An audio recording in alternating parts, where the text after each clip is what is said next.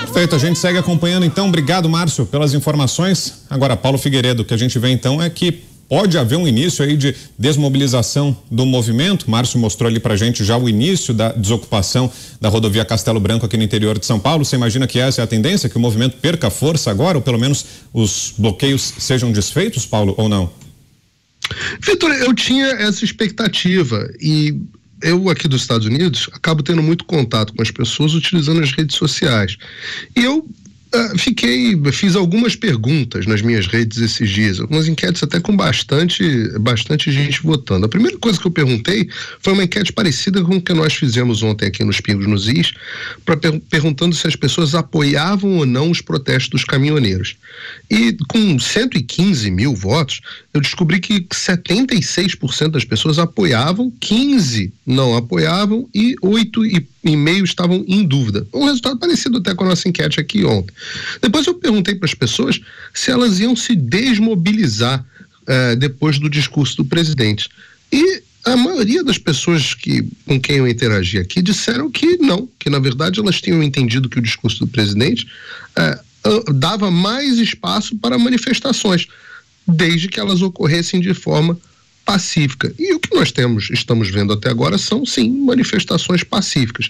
Se nós vamos ter desobstrução ou não, eu confesso a você que ainda é um mistério para mim. Eu também observo os grupos, vários grupos de Telegram, vários grupos de WhatsApp, e as pessoas continuam muito mobilizadas. Eu sei que amanhã é feriado no Brasil e parece que muita gente quer aproveitar o feriado para se manifestar de alguma forma. O que me parece é que as pessoas estão um pouco cansadas das formas de manifestação que nós tivemos no 7 de setembro e em outras oportunidades, porque ficaram com a impressão de que o Supremo Tribunal Federal, que é o principal alvo, é o principal objeto de revolta das pessoas, eles não dão a menor bola para manifestações do tipo mais quietas, mais pacíficas, e talvez por isso até as pessoas tenham acabado recorrendo desesperadas e revoltadas a esses bloqueios, para mostrar que no final das contas é o povo que manda.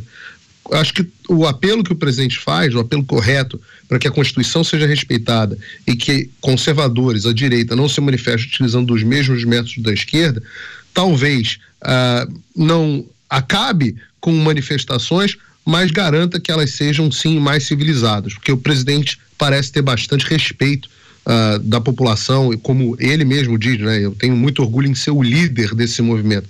Então ele se auto-intitula líder do movimento, e eu acho que é uma análise correta, porque de fato as pessoas olham para ele em busca de orientação, e a orientação dele foi: é legítimo que a população se manifeste, desde que respeitada a lei e a ordem. Paulo Figueiredo, a gente viu aí no caso da rodovia Hélio Smith, da rodovia que dá acesso aqui ao aeroporto de Cumbica, em Guarulhos, que, como o Lian narrou, a presença de tropas tanto estaduais da Polícia Militar de São Paulo, quanto das tropas federais, da Polícia Rodoviária Federal. E a gente volta até a essa questão que destacamos da decisão do ministro Alexandre de Moraes, que autorizou que as polícias militares possam atuar até nas estradas federais. Queria saber de você, Paulo, o que achou dessa decisão e de como isso pode caminhar daqui para frente com esse acionamento também das PMs para tentar liberar as rodovias. Olha, Vitor, a atribuição do que faz cada uma das polícias, ela é matéria constitucional. As polícias fazem parte do Poder Executivo. Não faz sentido o judiciário querer determinar qual polícia que vai agir aonde, em que caso, ainda mais com decisões completamente absurdas. Você veja o caso da ameaça ao diretor da Polícia Rodoviária Federal, com a criação de mais um instituto, que é a invenção do Alexandre de Moraes, a criação de multa combinatória para não cumprimento de decisão desse tipo. Uma invenção, Alexandre de Moraes inventou isso no caso do Daniel Silveira, não existe no direito penal, no Código Penal, ele começou a inventar e incluir em outras ações, agora tudo é multa, né? E as multas são assim, R$100 mil por hora para o não cumprimento, as multas absolutamente estratosféricas, tudo tirado da cabeça, sinal que já não existe mais nenhum Estado democrático de direito, rule of law. Acabou, é tudo. Nós vivemos no Xandaquistão, onde as decisões são feitas por mera vontade do nosso líder supremo. Então você começa a ter, ele determina o que cada polícia faz, ele determina multas absurdas da cabeça dele, o que o que nós estamos vendo, por outro lado, na ponta, e eu tenho falado com bastante gente, esse é um movimento interessante, né, Vitor? Porque ele não tem uma liderança ou algumas lideranças. Eu cheguei a conversar com várias pessoas consideradas aqui expoentes da direita, ninguém conhece uma liderança, ninguém sabe alguém para falar. Nós, às vezes, aqui como jornalistas, temos dificuldade de trazer alguém para conversar. Veja, no Morning Show hoje nós trouxemos o presidente de uma associação de transporte. Ele falou, olha, eu não tenho nada com isso, eu nem quero que esse protesto aconteça, mas ele está acontecendo de forma orgânica. E uma outra coisa que acontece de forma orgânica, e nós estamos vendo uma centena de vídeos e relatos nesse sentido, são policiais que estão agindo de forma leniente, talvez, com os protestos. Eles, quando chega a ordem de multa, mandam abrir de repente uma pista, etc. Mas, como o Zé Maria falou, é muito difícil você lidar com muitos caminhões que não querem sair do caminho, você não consegue movê-los de forma fácil. Quando chega a multa, muitos policiais, o que acontece nesse caso, é que eles, entendem a ilegalidade das ordens e por isso talvez não as cumpram com muita determinação ou evite cumpri-las, e mais do que isso, policiais, pela Constituição brasileira, não podem fazer greve, não podem fazer manifestações, não podem participar disso.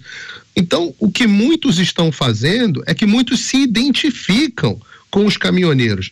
Dentro das forças policiais, existe uma enorme insatisfação com o Supremo Tribunal Federal. A maior parte dos policiais brasileiros são eleitores justamente de Jair Bolsonaro, que é um candidato que sempre defendeu a ordem, sempre defendeu as forças policiais, sempre foi muito veemente na defesa das polícias. Então, há o caso de vários policiais que eu mesmo conheço que diziam assim, eu queria estar lá me manifestando, me juntando a eles, mas eu não posso. Então, o que eu vou fazer é tratá-los da melhor forma possível. E, de fato, a polícia não tem obrigação de entrar com bala de borracha e sentar em cima de pessoas que muitas vezes são pais de família, às vezes com filhos e coisas do tipo. Então tem muito desse fenômeno acontecendo também. E Paulo Figueiredo, que a gente viu nas últimas horas também, que pessoas comuns que não têm ligação com os movimentos, com os grupos de caminhoneiros, também passaram a ajudar esses motoristas, levando alimentos, levando mantimentos, enfim, dando o suporte necessário. Você lembrou agora, amanhã, quarta-feira, 2 de novembro, é feriado aqui no Brasil, é dia de finados, então você imagina que é possível que o movimento ganhe adesão popular à medida que os motoristas de caminhão estão prometendo continuar e vão levar esse movimento adiante? Você imagina que outras camadas da sociedade também, outros setores da sociedade também podem se sensibilizar e apoiar o movimento, Paulo? Eu tenho ouvido de tudo nas redes sociais, Vitor, inclusive greve geral, comerciantes dizendo que vão liberar seus funcionários em algum momento, ameaças de desobediência civil. Eu continuo vendo um entusiasmo muito grande das manifestações, mesmo depois das palavras do presidente Bolsonaro. E, no fundo, nós temos que cumprimentar o bom senso com o qual a maioria dos policiais tem lidado com a população. A gente acabou de ouvir, não tem confronto, nós vamos conversar. E eu, com toda a vênia ao meu querido Zé Maria, meu colega que eu tenho tanto apreço, eu quero reforçar a ideia de que é ponto pacífico no direito de que o descumprimento de ordens manifestamente legais. Não é porque uma ordem saiu de um tribunal que ela é necessariamente legal, né? Veja, todas as ordens de truculência em todos os regimes ditatoriais do mundo saíram de alguma autoridade, de algum tribunal. Se quiser falar do Brasil, até os atos institucionais tinham legalidade de tribunal. Não é agora, de forma mais contemporânea, não é o Ortega que está fechando pessoalmente igreja na Nicarágua, perseguindo cristão, perseguindo padre. Ele emite uma ordem e policiais vão lá e tem que cumprir. Não é o Xi Jinping que persegue opositores na China. Todas as ordens do Hitler mesmo tinham decisões de alguma corte ou do próprio Reich. E, por outro lado, também a história está repleta de heróis, posso citar aqui o Oscar Schindler, que se recusaram a cumprir ordens manifestamente ilegais contra opressores, né? E como é que a gente decide se uma ordem é ilegal, né? A vida exige escolhas difíceis de consciência.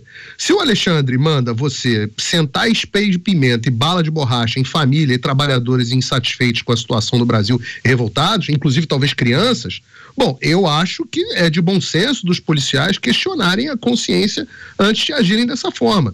Lembrando que esse é o mesmo tribunal que limita ações policiais contra traficantes armados com fuzis no meu Rio de Janeiro. Com as drogas é uma coisa, com manifestação popular é outra, né?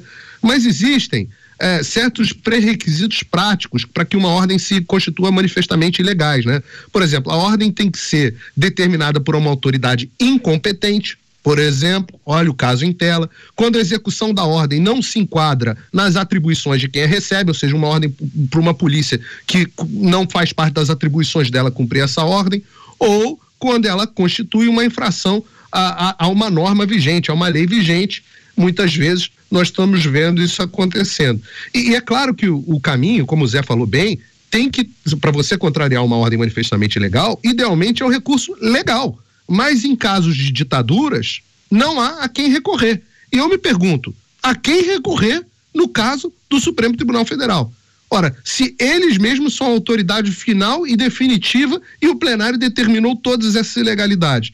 Bom, em algum momento os policiais vão ter que fazer escolhas baseadas nas suas consciências. E isso acontece, todos os policiais têm que tomar essas decisões todos os dias. E eu acho que a nossa polícia tem agido com enorme bom senso e pelo menos de um modo geral, porque são muitos pontos no Brasil e eu queria parabenizá-los.